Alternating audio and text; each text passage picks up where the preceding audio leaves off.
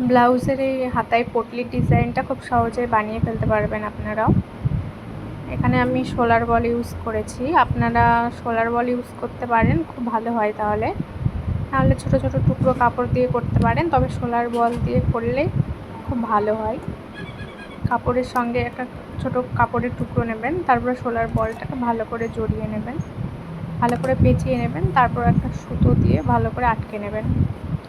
তারপর একটা গিট দিয়ে দিলাম যাতে খুলে না যায়।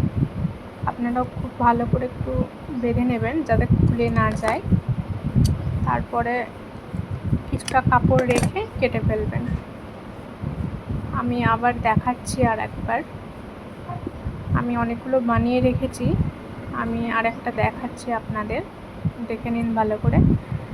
এইভাবে শোলার বলটাকে কাপড়ের সঙ্গে ভালো করে একটু পেঁচিয়ে নেবেন, তারপর একটা সুতো ভালো করে জড়িয়ে নেবেন, তারপরে সুতোটাকে ভালো করে আটকে নেবেন যাতে খুলে না যায়। টাইট করে একটু আটকে নেবেন যাতে খুলে না যায়। তারপরে কিছুটা কাপড় রেখে কেটে নেবেন। দেখুন খুব সুন্দর হয়েছে। এবার ব্লাউজের সাথে অ্যাটাচ করতে হবে পুঁটলিগুলোকে, ব্লাউজের হাতার সাথে অ্যাটাচ করতে হবে। আমি করে নিচ্ছি, দেখুন কিভাবে করছি। তারপরে অ্যাটাচ করা হয়ে গেলে এবার লাইলিনটাকে অ্যাটাচ করতে হবে। লাইলিনটা ভালো করে বসিয়ে তারপরে অ্যাটাচ করতে হবে, কিন্তু ভালো করে দেখবেন যাতে পটলি সুতো কাপড়গুলো যাতে না বেরিয়ে যায়, ভেতরের দিকেই যেন থাকে। তারপরে ওপরে একটা চাপ সেলাই দিয়ে নিলাম যাতে ভালো করে বসে যায়। দেখুন কি সুন্দর ফিনিশিংটা এসেছে।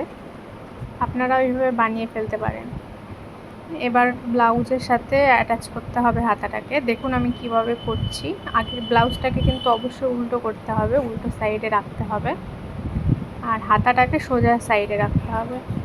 এবার ব্লাউজের হাতার ভেতর দিয়ে হাতাটাকে দিতে হবে। কী করে আমি করছি আপনারা একটু ভালো করে দেখে নিন। আমি মিডিল বরাবর সেলাইটা করছি, দেখুন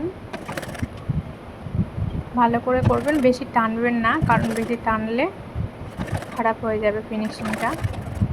আস্তে আস্তে একটু করবেন। দেখুন আমি কীভাবে করছি, আপনারা খুব সহজেই করতে পারবেন। অবশ্যই ডবল সেলাই দেবেন, ডবল সেলাই দিলে অবশ্যই ভালো হবে, মজবুত হবে, সেলাইটা খুলে যাবে না।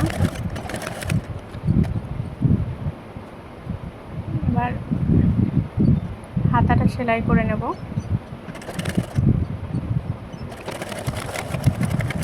বাড়তি কাপড়টা কেটে নেব। দেখুন কি সুন্দর হয়েছে।